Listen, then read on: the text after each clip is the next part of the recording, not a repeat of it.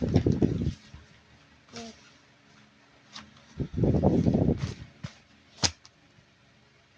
guys, it's Mickey for Tara. Today I'm gonna study Makabansa 3.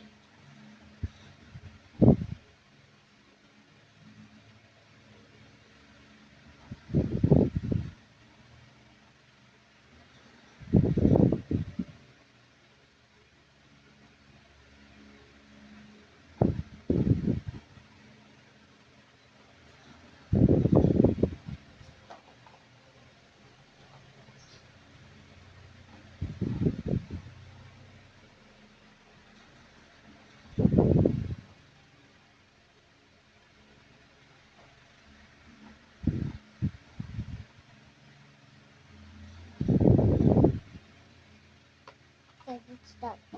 Iguhit ang masayang mukha kung ang pahayag ay nagasasaad ng katangian ng isang bayani at malungkot na mukha kung hindi. Number 1. Buo ang loob sa pagharap sa unumang labang dumiting. If there's a problem, you will face it. What does that? Buo ang loob. What does face it mean? If you struggle, if you will do your part. So you're gonna handle it? Yeah. Happy face.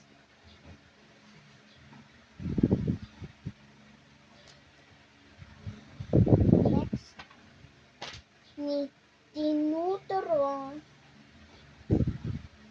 Tinuturing niya ang kanyang sarili na magaling nakaaanggot at naiiba sa karamihan. So, pride. What is pride? You're not good. Oh. You believe in too much to yourself. Oh, wow. But You need to listen to others.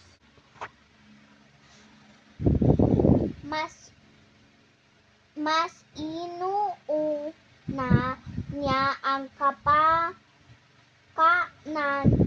ng nakararami kaysa sa pansarili. No, you're thinking of others, not only yourself. Happy face. Now next, lubas ang pananampalataya sa Panginoon. Your faith in God. Faith in God. What's that? Faith. No, you You don't want believe in God. You believe in God. Oh, okay. Check.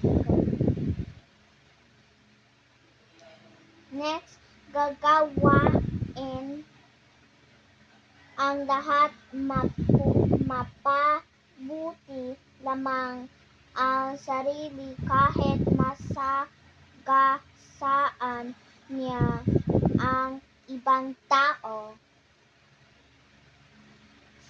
You will do it all even though you hurt someone.